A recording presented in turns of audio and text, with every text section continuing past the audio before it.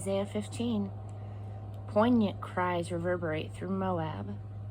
A message concerning Moab. Village Ar of Moab is in ruins, destroyed in a night raid.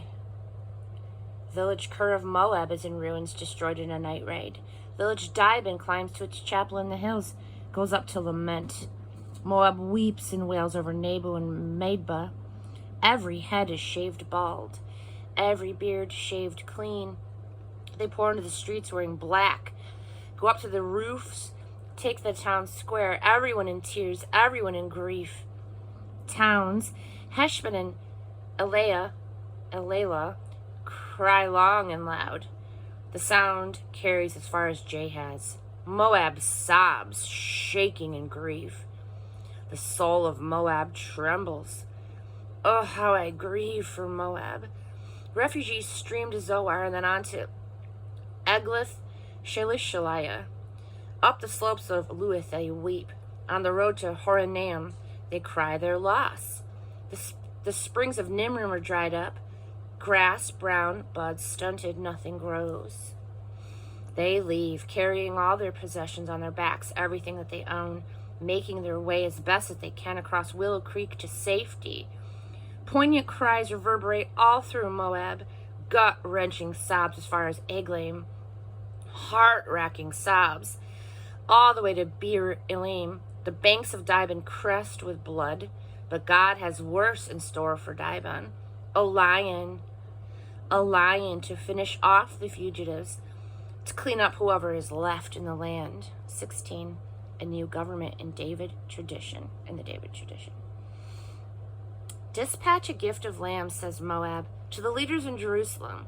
Lambs from Selah sent across the desert to buy the goodwill of Jerusalem. The towns and people of Moab are at a loss. New hatched birds knocked from the nest.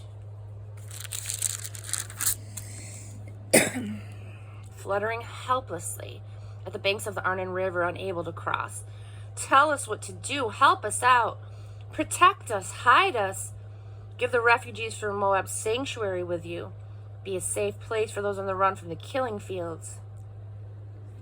When all this is over, Judah answers, the tyrant toppled, the killing at an end, all signs of these cruelties long gone, a new government of love will be established. In the venerable David tradition, a ruler that you can depend on will head this government. A ruler passionate for justice, a ruler quick to set things right. We've heard, everyone's heard, of Moab's pride. World famous for pride. Arrogant, self-important, insufferable, full of hot air.